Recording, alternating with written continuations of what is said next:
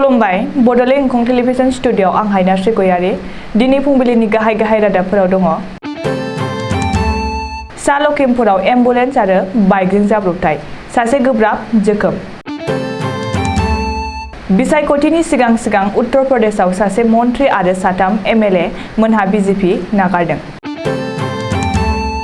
मागो बोथोराव आसामनि दाब जायगायाव अखा गोबांनि गोसोआव जिंगा। बिजनियाव पुलिसा करनानि सांग्रांथि होनानै लामा हान्थियारिफोरनो मास्क रानदों।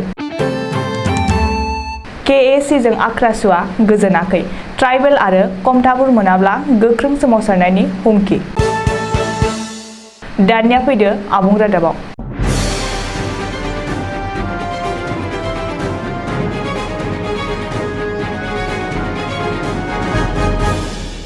सा लखिमपुरनि नालाकाटा बाइपास लामायाव बुधबार खालि गंसे एम्बुलेन्स आरो गंसे पालसार बाइकनि गेजेराव मैखोम जाब्रबथाय जादों। जाब्रबथाय जानायाव AS07K1802 नम्बरनि पालसार बाइक गाखोनाय सुबुङा गोब्राब जोखोम जादों आरो पालसार बाइकआ थेर-बेथेर बायफ्लेदों। पुलिसनि सुलुङाव फोरमायनाय बादिब्ला पुलिसआ हाखु-दाखु बै जायगायाव थांनानै जाथायनि सोमोन्दै नायबिजिरहैदों। कालामारी साहा बागाननि गंसे एम्बुलेन्सआ लखिमपुर मेडिकेल कलेज हस्पिटाल फारसे थांबाय थादोंमोन आरो बे समावनो उल्था दिगनिफ्राय फैनाय बाइकजों मोगा-मोगि सौदावलायनायाव बाइकजों फैनाय सुबुङा गोब्राब जोखोम जादों। लोगो-लोगोनो पुलिसआ बै एम्बुलेन्सजों जोखोम जानाय सुबुंखौ लखिमपुर मेडिकेल कलेज हस्पिटालाव एडमिट खालामहैनाय जादों होननानै पुलिसआ मिथिहोदों। उत्तर प्रदेशआव बिजेपि दोलोनि गुगानाय।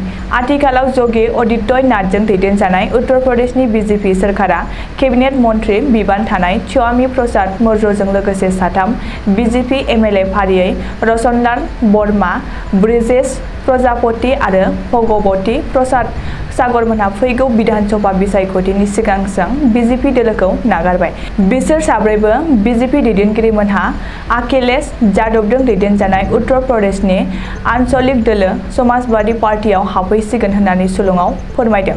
नाथाय आथिखालाव मिरु बिजेपिनि दोलोनि आफादगिरि जेपी नड्डा, अमित शाह आरो उत्तर प्रदेशनि गिबि मन्त्रि योगी आदित्यनाथ मोनहा दासिमबो रावबो जेबो बुंथ'वाखै आरो दुखु मोननाय एबा साबजानायनि जेबो बाथ्रा बुंथ'वाखै।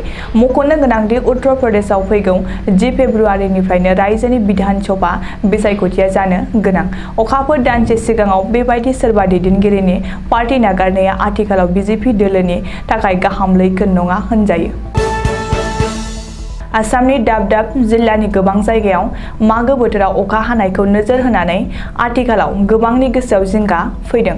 मानो होनोब्ला बुधबारखालि सानजा आसामनि शिबसागर, डिब्रुगड़, तिनिसुकिया आरो बिनि अनगायैबो आफां आसामनि माखासे जिल्लाफोराव केरेब-केथेब अखा हानायाव मागोनि थाखाय थियारि खालामखानाय एबा हुंखानानै दोननाय बेलांगुरफोरा अखाजों सिग्लाबनानै गिसि जाजोबबाय। अब्ला सानसे साननैनि गेजेराव माबोरै रानहैगोन बेखौ लानानै गोबाङानो जिंगासिनो गोनां जादों। बेनि अनगायैबो हाथाय बाजार खालामनाय समावबो गोबां उसुबिदा मोननांदों होननानै गोबाङानो बुंसोलायदों। चिरां जिल्लानि बिजनी नोगोराव आथिखालाव गोबां गोख्रैयै साग्लोबनो हमनाय गिख्रंथाव बेमार करनानिफ्राय रैखा मोनहोनो थाखाय बिजनी थानानि पुलिसआ बयबो लामा हान्थियारिफोरनो मास्क राननानै सांग्रांथि होदों।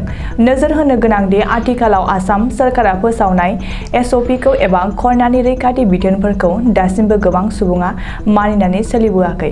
खायसेबा जेबो उदिसबो मोनाखै एबा लायाखै।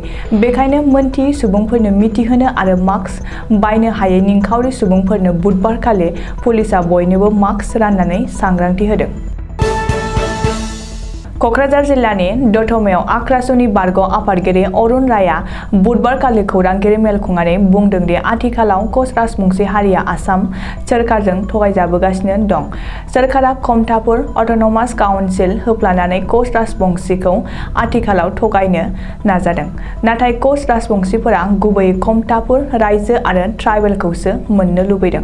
बेखायनो जेब्लासिम ट्राइबेल आरो कमतापुर रायजो मोना अब्लासिम कच राजबंसिफोरा आख्रासुखौ मदद होनानै गोख्रों सोमावसारगोन होननानै भारत सोरखार आरो आसाम सोरखारखौ हुमखि होदों। आख्रासुनि बारग' आफादगिरि अरुण रायआ। दिनै फुंबिलिनि रादाबा एसेनोसै। गोजोन्थों।